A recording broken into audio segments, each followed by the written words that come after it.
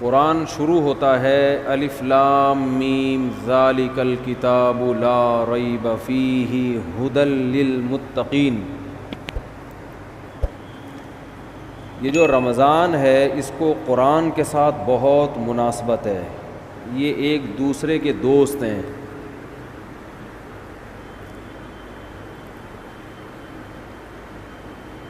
اسلام کے زندہ ہونے کی، اسلام کے برحق ہونے کی علامتوں میں سے ایک بہت بڑی علامت رمضان کا مہینہ ہے. کوئی بھی جھوٹی دعوت، کوئی بھی جھوٹا مذہب 1400 سال گزرنے کے بعد بھی اتنا زندہ اور اتنا ایکٹیو نہیں ہو سکتا جتنا اسلام ہے. پوری دنیا میں ایک ہلچل مچ جاتی ہے، پوری دنیا میں مسجدیں بھر جاتی ہیں، لوگ سحری اور افطاری کے انتظامات شروع کر دیتے ہیں. اور اللہ نے جو کتاب اپنے حبیب صلی اللہ علیہ وسلم پر نازل فرمائی اور یہ بتایا کہ یہ آخری کتاب ہے اور اس کی حفاظت میں خود کروں گا، تو اس کی حفاظت کرنے کے جو اللہ نے انتظامات کیے، ان انتظامات میں سے ایک انتظام تراویح کی نماز تھی. یہ وہ نماز ہے جو دوسرے مذاہب میں، آسمانی مذہبوں میں ہمیں نہیں ملتی. یہ وہ نماز ہے. اگر یہ تراویح کی نماز یہودیوں کے پاس ہوتی تو ان سے تورات ضائع بولیں نہ ہوتی، تورات ضائع نہ ہوتی. جب موسیٰ علیہ السلام پہ تورات نازل ہوئی تھی اسی وقت لوگ نماز میں اس کی تلاوت شروع کر دیتے اور پوری کتاب ختم کرتے جیسے ہم کرتے ہیں. تو اتنے لاکھوں اس کے حافظ پیدا ہو جاتے اور پڑھتے پڑھتے پڑھتے پڑھتے وہ آج اسی طرح ہوتی جیسے حضرت موسیٰ پر نازل ہوئی تھی. یار بھائی اس کو دن میں سیٹ کیا کرو بیٹھ کے، اس وقت نہ تجربے کیا کرو. جو بھی لایا ہے نا یہ آپ کی ذمہ داری ہے، یہ ان کی نہیں ہے. وہ ان کو لانے کیوں دیا آپ نے؟ یہ تو آپ زیادہ سمجھتے ہیں نا مائک کیسا ہونا چاہیے. اب یہ آدھا یہاں تک آ رہا ہے، تراویح میں بھی ٹینشن. وہ بیٹھے گا ہی نہیں، وہ کیسے بیٹھے گا؟ یہ تو آپ کل صدر جائیں صبح اور لے کر آئیں، ٹھیک ہے نا. پورا رمضان ابھی یہی ٹینشن. وہ نہیں، وہ پھر مجھے وہ یاد آتے ہیں جو محرم میں لال کپڑا لگا دیا تھا نا، تو اس پر غصہ ہو رہے تھے، پھر مائک اٹھا کے پھینکا تھا انہوں نے. تو ایسا نہ ہو مجھے بھی ایسے ہی کوئی ٹینشن ہو جائے رمضان کے شروع میں ہی. تو اگر موسیٰ علیہ الصلاۃ والسلام کو تراویح ملتی رمضان کی تو آج تورات ہمارے پاس اصل شکل میں موجود ہوتی. اگر عیسیٰ علیہ السلام کو یہ تراویح کی نماز ملتی تو آج انجیل اصل شکل میں موجود ہوتی. انجیل کے اتنے حافظ. موٹیویشن ملتی ہے نا. والدین جب اپنے بچوں کو دیکھتے ہیں کہ ہمارا بچہ نماز میں امامت کر رہا ہے اور الحمد سے لے کے والناس تک پورا قرآن سناتا ہے تو ان کا ظرف بڑا ہو جاتا ہے، دل بڑا ہو جاتا ہے. دوسرے والدین بھی سوچتے ہیں کہ ہم نے بھی اپنے بچوں کو حفظ کرانا. اس سے موٹیویشن ملتی ہے. اتنی موٹیویشن ملی کہ لاکھوں کروڑوں حافظ پیدا ہو گئے. ورنہ لوگ سب اپنے طور پہ قرآن پڑھتے، بہت ہی نیک لوگ حفظ کر لیتے، باقی لوگ کیوں حفظ کرتے بھائی؟ وہ کہتے کیا ضرورت ہے. مجھے اپنا بچپن یاد ہے، میں جب حافظوں کو تراویح میں پورا قرآن پڑھتے ہوئے دیکھتا تھا نماز میں، میرا بہت دل چاہتا تھا کہ کاش اللہ مجھے بھی یہ صلاحیت دے کہ میں بھی الحمد سے لے کے والناس تک مصلی پہ کھڑا ہو کر پورا قرآن پڑھوں. ایک دل میں جذبہ ہر سال جذبہ پیدا ہوتا تھا. اب بچپن میں تو ہم اسکول کالج میں پڑھے، ہمیں کہاں ٹائم ہی نہیں ملا. لیکن جب ادھر کو آئے نا تو پھر بڑی عمر میں نے حفظ کیا. اور بڑی تمنا تھی پڑھائی کے دوران حفظ کرتے کرتے بالآخر جب پہلی مرتبہ میں نے قرآن سنایا ہے تو پوری رات بیٹھ کے میں یاد کرتا تھا، پوری رات. بہت مشکل تھی نا، کچا تھا، سنایا صحیح تھا. جیسے مجھے یہ موٹیویشن ملی اور بھی مسلمانوں کو یہ موٹیویشن ملتی ہے. تو پچھلی کتابیں جو تھیں چونکہ ان شریعتوں کو اللہ نے ختم کرنا تھا، اللہ کو پتہ تھا کہ یہ ایک خاص وقت کے لوگوں کے لیے، زمانہ چینج ہوگا تو اس حساب سے اللہ کا جو آسمانی مذہب ہے اس کے احکام بھی آہستہ آہستہ چینج ہوں گے زمانے کے لحاظ سے. تو اس لیے اللہ کے علم میں یہ بات تھی کہ ایک آخری پیغمبر کو میں بھیجوں گا محمد صلی اللہ علیہ وسلم، اور انہیں جو شریعت دوں گا وہ قیامت تک کے لیے قابل قبول ہوگی. ایسی شریعت ہوگی وہ ہمیشہ، وہ ہر دور میں ہر جگہ پہ چلے گی وہ. اب آپ دیکھ لیں پچھلی امتوں کو جو روزے دیے گئے وہ 24 گھنٹے کے روزے تھے. آج اگر ہمیں 24 گھنٹے کے روزے مل جاتے، پہلے ہی مارکیٹ سے روزے دار شارٹ ہوتے جا رہے ہیں اور مارکیٹ سے شارٹ. اور بہت سے لوگ جو گرمیوں میں 24 گھنٹے کے روزے رکھتے وہ 26ویں روزے پہ آ کے دنیا سے ہی شارٹ ہو جاتے، کیونکہ اب پہلے جیسی قوتیں نہیں ہیں. گرمیوں کے روزے کہاں 24 گھنٹے رکھ سکتا ہے آدمی. تو روزے میں اعتدال پیدا کر دی اللہ نے. آج جو ہم نے آیتیں پڑھی اس میں کُلُوا واشربوا حتی یتبین لکم الخیط الابیض من الخیط الاسود من الفجر، کہ کھاؤ اور پیو یہاں تک کہ فجر کا وقت ظاہر ہو جائے. فجر تک کھانے کی اجازت ہے تمہیں. تو یہ جو تراویح میں ہم قرآن پڑھتے ہیں نا، یہ رسول اللہ صلی اللہ علیہ وسلم نے شروع کیا. اللہ نے آپ پر وحی کی. ایک رات آپ صلی اللہ علیہ وسلم نکلے گھر سے. نبی صلی اللہ علیہ وسلم تہجد اپنے گھر پہ پڑھا کرتے تھے، مسجد میں جا کے نہیں پڑھتے تھے. حالانکہ گھر اور مسجد ساتھ ساتھ ملے ہوئے تھے، لیکن آپ صلی اللہ علیہ وسلم مسجد میں تشریف لے گئے. صحابہ کو اندازہ ہوا کہ جب نبی مسجد میں آ رہے ہیں اس کا مطلب سب کو دعوت دی جا رہی ہے کہ جماعت سے نماز ہوگی. یہ اس کی سائن اور اس کی علامت تھی، کیونکہ نوافل آپ صلی اللہ علیہ وسلم گھر میں اکیلے پڑھا کرتے تھے، اور تہجد میں کبھی کبھار 2-4 صحابہ ساتھ ہو گئے، زیادہ تعداد آپ کے ساتھ تہجد میں شریک نہیں ہوتی. اسی وجہ سے فقہاء نے لکھا ہے کہ نفل نمازوں میں 3-4 سے زیادہ افراد کی جماعت یہ شریعت میں پسندیدہ نہیں ہے. یہ اپنی طرف سے آپ نفل کی جماعتیں نہیں کر سکتے بڑی بڑی، کیونکہ نبی نے نہیں کی ہیں. اشراق کی نماز اکیلے پڑھی، اوابین اکیلے پڑھی ہے. لیکن رمضان میں آپ مسجد میں جب تشریف لائے تو صحابہ سمجھ گئے کہ یہ اپنی نماز نہیں ہوگی بلکہ اس میں ترغیب دی جا رہی ہے کہ جماعت ہوگی. صحابہ کی اتنی حرص، اتنے لوگ اکٹھے ہو گئے. 3 دن تک آپ آتے رہے، اتنا مجمع اکٹھا ہو گیا، کیونکہ نبی کے پیچھے کون نماز چھوڑے گا بھائی. کہ آپ صلی اللہ علیہ وسلم نے فرمایا مجھے خطرہ ہوا کہ یہ نماز تم پہ فرض نہ ہو جائے. تمہارے شوق کو دیکھتے ہوئے فرض ہو جائے گی تو مشکلات پیدا ہو جائیں گی، لہذا آپ نے ختم کر دی وہ. لیکن جو صحابہ جن میں تفقہ، جن میں بصیرت تھی، وہ سمجھ گئے کہ نبی چاہتے ہیں کہ یہ نماز لوگ پڑھیں، لیکن آپ اس کو 5 نمازوں کی طرح فرض کرنا نہیں چاہتے. لیکن چاہت ہے، ورنہ 3 دن بھی نہ پڑھتے نا. صحابہ نے دیکھ لیا کہ نبی کی یہ کیا ہے، بولو چاہت.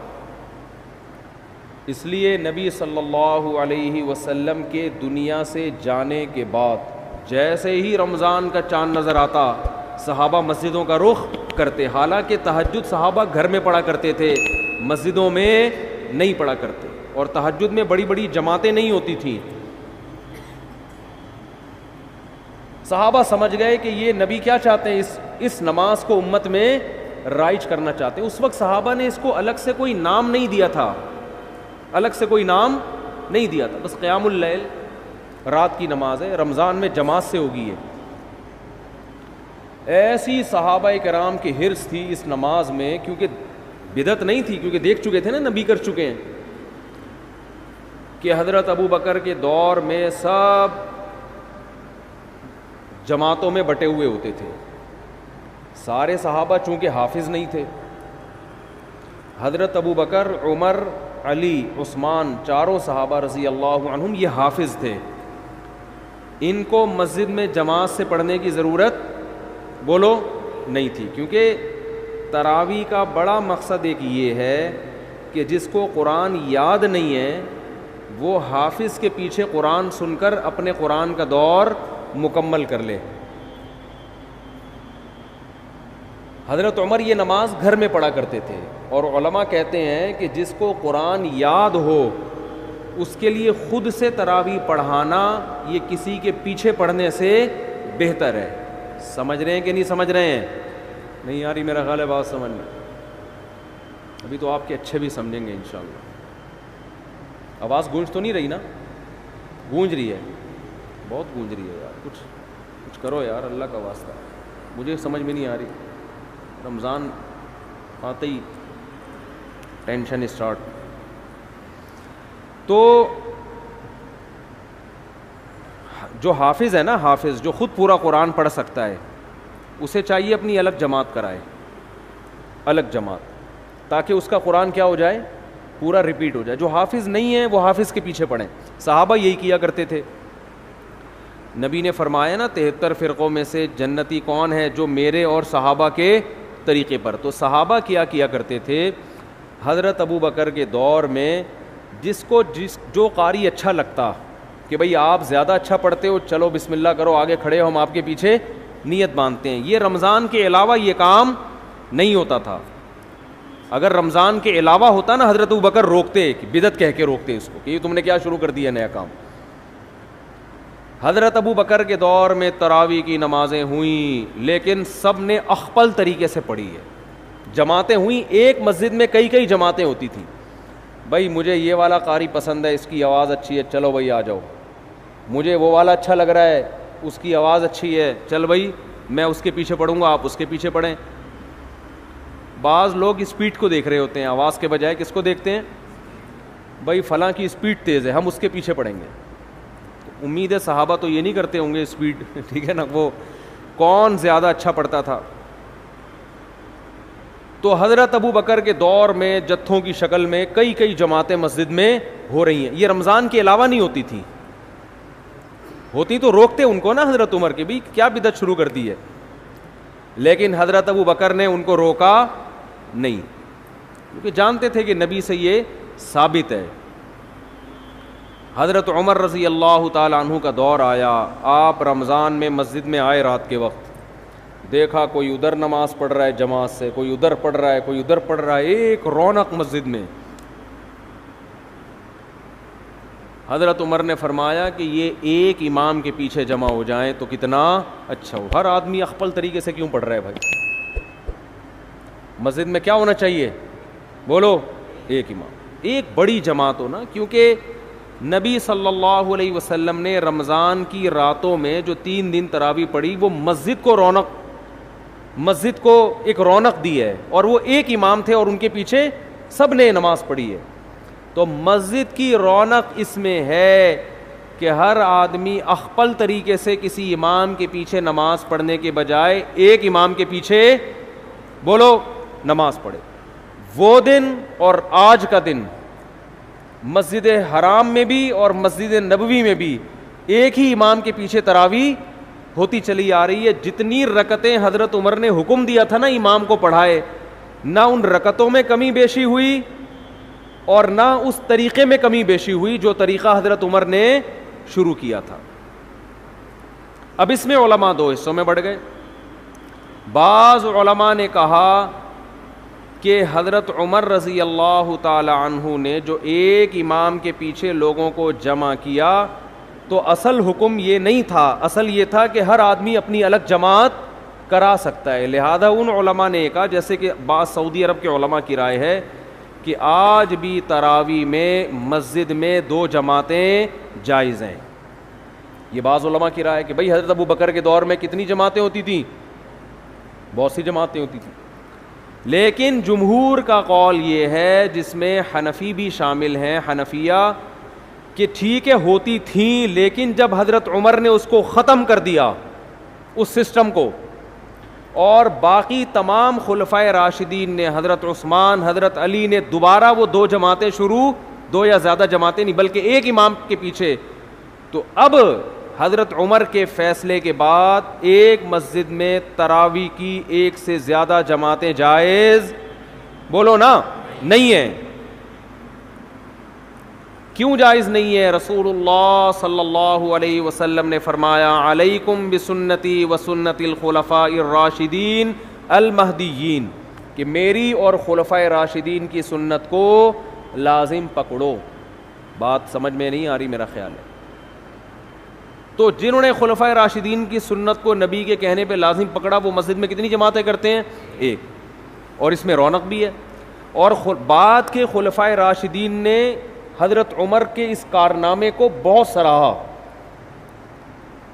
حضرت علی رضی اللہ تعالی عنہ ایک دفعہ مسجد نبوی میں نکلے رمضان میں, دیکھا ایک امام کے پیچھے لوگ تراویح پڑھ رہے ہیں. فرمایا اللہ عمر کی قبر کو نور سے بھر دے, کما قال, کہ اس نے ہماری مسجدوں کو رونق بخش دی. مجمع بڑا ہو گیا نا, تو اس میں مسجد میں کیا ہوتی ہے؟ رونق. ہر آدمی اخپل طریقے سے پڑھ رہا ہو, 2 ادھر پڑھ رہے ہو, 2 ادھر, ان کی آوازیں بھی آپس میں کیا ہوں گی؟ ٹکرائیں گی. پھر لوگوں میں بحث بھی ہوگی, وہ والا زیادہ اچھا پڑھ رہا ہے, وہ اس کی اسپیڈ بہت تیز ہے, آ جا ادھر آ جا, ہوتا ہے نا ایسے. ہمارے یہاں تو یہ پھڈا شروع ہو جاتا نا, ابے وہ آدھے گھنٹے میں ایسے پورا اسپیڈ سے بھاگا ہے, تو ابھی کیا کر رہا ہے. مسجدوں میں نا یہ مقابلے ہوتے ہیں. تمہارے یہاں تراویح کتنے بجے ختم ہوتی ہے؟ کہتے 10 بجے. ابے تمہارے یہاں 10, ہمارے یہاں تو 9:45 پہ ختم ہو جاتی ہے. ایسا فخر کرتے ہیں جیسے 15 منٹ بچا کے پتہ نہیں یہ کیا کوئی بزنس کریں گے, کروڑوں روپے کمائیں گے اس میں. تو بہت صحابہ کرام مسجدوں کو کیا کر دیا کرتے تھے؟ بھر دیا. انہوں نے نام نہیں دیا اس کو تراویح کا, لیکن وہ یہ جانتے تھے کہ یہ ایک ایسی نماز ہے جو رمضان کے ساتھ خاص ہے, اس اسٹائل میں ہوگی, اتنی رکعتیں ہوں گی. پھر بعد میں اسلاف نے اس کو تراویح کا نام دے دیا کہ بھئی الگ نام دے دو. نام دینے پر نہ اللہ کی طرف سے کوئی پابندی, نہ گورنمنٹ کی طرف سے. نام کیوں دیا تراویح کا, وہ میں بیانات میں بہت دفعہ بتاتا رہتا ہوں. ترویحہ 4 رکعتوں کے بعد ان کی عادت تھی تھوڑا آرام کرنے کی, تو 4 رکعتوں کو ایک ترویحہ کہا, اور تراویح کئی دفعہ 4 رکعتیں, اس لیے 8 رکعتوں پر تو یہ لفظ بیٹھتا ہی نہیں ہے. پھر حضرت علی رضی اللہ تعالی عنہ جب کوفہ چلے گئے, جب حضرت عمر نے تراویح شروع کروائی نا, تو مکہ میں, بصرہ میں, کوفہ میں, دمشق میں یہ خبریں پھیلنا شروع ہو گئیں. بھئی خلیفہ راشد نے سب کو ایک امام کے پیچھے جمع کر دیا ہے. پوری دنیا میں صحابہ جہاں جہاں بھی گئے, رمضان میں سارے مسجدوں میں آ کے جماعت سے نماز شروع کرتے. حضرت علی رضی اللہ تعالی عنہ رمضان کا چاند نظر آتے ہی کوفہ میں اپنے گھر والوں کو بھی, بچوں کو بھی, اپنے ازواج کو بھی, عورتوں کو بھی لے کے مسجد میں آیا کرتے تھے. ان کے شاگرد بھی, صحابہ بھی یہ کیا کرتے تھے. حالانکہ عام طور پر صحابہ کرام خواتین کو مسجد میں نماز پڑھنے کی ترغیب, بولو, نہیں دیتے, کیونکہ یہ اس جائز تھا, مگر ترغیب نہیں تھی اس کی کہ مسجد میں آئیں. ترغیب یہی تھی کہ وہ جماعت سے نماز مسجد میں پڑھنے کے بجائے کہاں نماز پڑھیں؟ گھر میں. لیکن ہم اسلاف میں یہ دیکھتے ہیں کہ تراویح کی نمازوں میں, اسلاف میں ہمیں یہ عمل ملتا ہے کہ وہ اپنی عورتوں کو بھی مسجد میں لایا کرتے تھے. بعض لوگ اس پر اشکال کرتے ہیں, عورتوں کے ساتھ بچے بھی ہوتے ہیں, اور شور کرتے ہیں, وہ یوں کرتے ہیں. وہ آج بھی کچھ شکایتیں آئی ہیں. انتظامیہ کا جو بھی فیصلہ ہوگا وہ آپ کو کل سنا دیا جائے گا کہ خواتین کو لانے کی یہاں اجازت ہے یا نہیں ہے. وہ انتظامیہ کے کندھے پہ رکھ کے ہی میں بندوق چلاؤں گا. ان کا کہنا یہ ہے کہ بھئی وہ عورتوں کے ساتھ بچے آتے ہیں, شور کرتے ہیں, تو لہٰذا وہ کل نہ آئیں خواتین. ہمارے یہاں تو آج تراویح میں آئی ہیں نا, تو کل سے نہ آئیں. انتظامیہ کا یہ قول ہے, ٹھیک ہے نا. تو مجھ سے مشورہ نہیں لیا, میں اپنا مشورہ دے دیتا, میں اپنی رائے تھوپتا نہیں. میں مشورہ یہ دیتا کہ نبی صلی اللہ علیہ وسلم کے دور میں جو خواتین مسجد میں نماز پڑھنے آتی تھیں, تو بچے بھی گود میں ہوتے تھے, وہ روتے بھی تھے, اور آپ صلی اللہ علیہ وسلم ان بچوں کی وجہ سے ان خواتین کو ڈانٹ کے بھگاتے نہیں تھے. بلکہ ان بچوں کی رعایت میں نماز مختصر کر دیتے تھے تاکہ ماں کو تکلیف نہ ہو، کیونکہ عورت اور بچہ یہ ساتھ ساتھ ہیں. اب ان کو آپ یا تو بالکل محروم کر دو یا ان کو یہ کہو کہ بچے پیدا کرنا چھوڑ دیں تاکہ عبادت آرام سے ہو سکے. اسلام یہ کہتا ہے بھئی عبادت بھی ہوگی اور گود میں بچہ بھی ہوگا، مردوں نے برداشت کرنا ہے. نہیں آ رہی بات میرا خیال. آپ بھی کسی کے بچے تھے کہ نہیں تھے؟ آپ کو بھی تو آپ کی اماں نے برداشت کیا کہ نہیں کیا گودوں میں اٹھا اٹھا کے؟ اس وقت آپ کی اماں عیدی سینٹر میں جمع کرا کے آتی، کمبخت نہ تراویح پڑھنے دیتا ہے ٹھیک ہے نا، نہ کچھ کام کرنے دیتا ہے. جیسے آپ کی اماں آپ کو گود میں اٹھا کے آتی ہوگی، نماز پڑھتی ہوگی، آپ روتے تھے، تو علماء نے کبھی آپ کی اماں کو یہ فتویٰ نہیں دیا ہوگا یہ جو وسیم تم نے گود میں اٹھایا ہوا ہے اس کو عیدی سینٹر میں جمع کرا دو.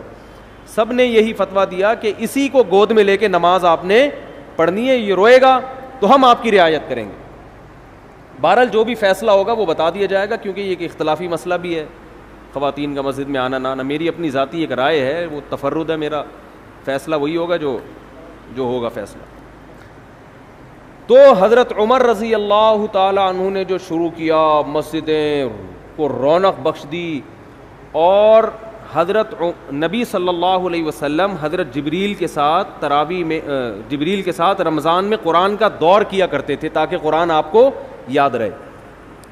تو اس لیے علماء نے لکھا ہے کہ رمضان میں تراویح پڑھنا الگ سنت ہے اور قرآن کا دور مکمل کرنا بولیں یہ الگ سنت ہے. یہ بھی اس کی اصل بھی نبی سے ثابت ہے، یہ بھی نبی سے ثابت ہے.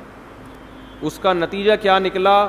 الحم سے لے کے والناس تک اتنے لاکھوں کروڑوں 1400 سال میں حافظ پیدا ہو گئے کہ قرآن کے ضائع ہونے کا امکان اسباب کی دنیا میں بھی ختم ہو گیا. اتنا پڑھا جا رہا ہے، اتنا پڑھا جا رہا ہے. آج دیکھو، کل بلکہ جیسے ہی چاند نظر آیا ہوگا پوری دنیا میں مسجدیں آباد ہوئی کہ نہیں ہوئی، حرم میں اور پوری دنیا میں قرآن پڑھنا